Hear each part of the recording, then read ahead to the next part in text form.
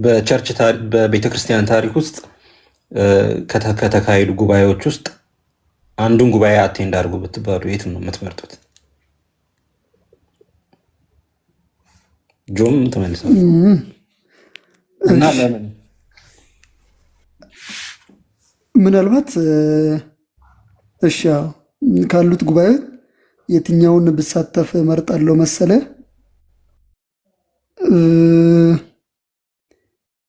ትንሽ ማለት ሞቅ ያለው ክርክርም ያለበት በሁለቱም በኩል ያለውና ዲቤቶችም ለመስማት የተሻለ የሚሆነው ኒቂያ ነው። ኦልሞስት ኒቂያ ውስጥ የነበሩት አሪዮስም ብቻም ሳይሆን በኋላም ደግሞ ወደ ሰሚያሪያኖችም ስለነበሩ እና ከጉባኤው ላይ ከተሳተፉት ቢሾፖች የፕሮኒሲያን ያልነበሩ በኋላ አቋማቸውንም በደንብ ሰሚያሪያን የሆኑ አባቶች ስለነበረ በዛ ትንሽ ሞቅ ያለ ዲቤት ያለ ስለሚመስለኝ እንደ ሌሎቹ ለምሳሌ አሁን ቻልሴዶን ላይ ከወሰድን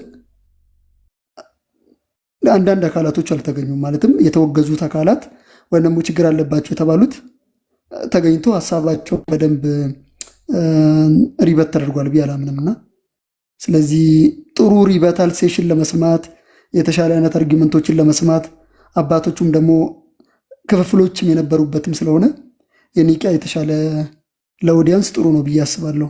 ስለዚህ ያንን ፖዲየም ፕሪፈር አደርጋለሁ እዛ ላይ ብገኝ የቀረበውን ምናምን ነገር ምናምን።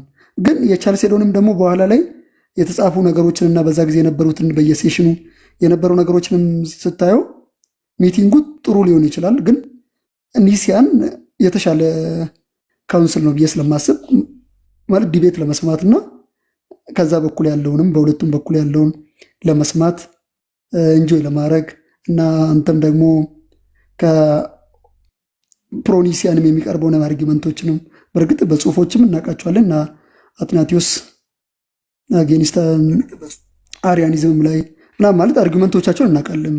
ግን በበለጠ እዛ ቦታ ደግሞ ብንገኝ ቴምፕሬቸሩንም በጣም ሆት የሆነውን ቴምፕሬቸር ኤክስፒሪየንስ ለማድረግም ጥሩ ነው ብዬ አስባለሁ። ደግሞ አሪዮስም ጥሩ በጣም ቮይሰብል ነው፣ ቮይሱም ቆንጆ ነው፣ ጥሩ ኦራተር ነው።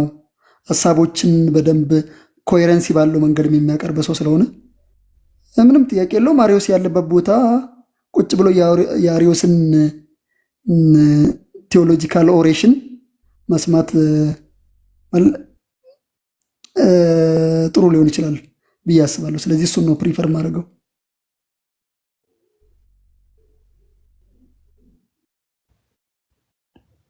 እሺ ኤስድሮስ።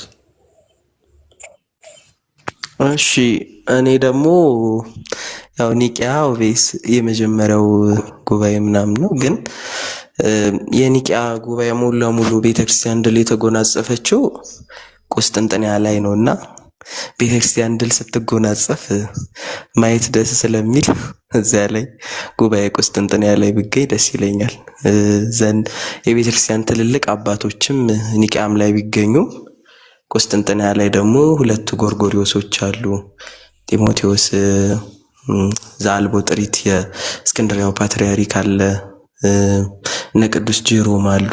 ብዙ አባቶች አሉ እዛ ተገኝተዋል እና ቤተክርስቲያን ድል ያደረገችበት ነው ሙሉ ለሙሉ አሪዮሳዊነት ፋይሉ ያው ከቤተክርስቲያን እንደዚህ ወጣበት ልንለው እንችላለን። ሙሉ ለሙሉ የትምህርተ ሥላሴ ጉዳይም የተዘጋበት ጉባኤ ነው እና የቤተክርስቲያን የድል ጉባኤ ስለሆነ እዛ ላይ ብገኝ ደስ ይለኛል። ደግሞ እነ ግሪጎሪ ቴዎሎጂያን እና ኒሳንም ለማየት እንዴት ድፌት እንዳደረጉ ምናምን።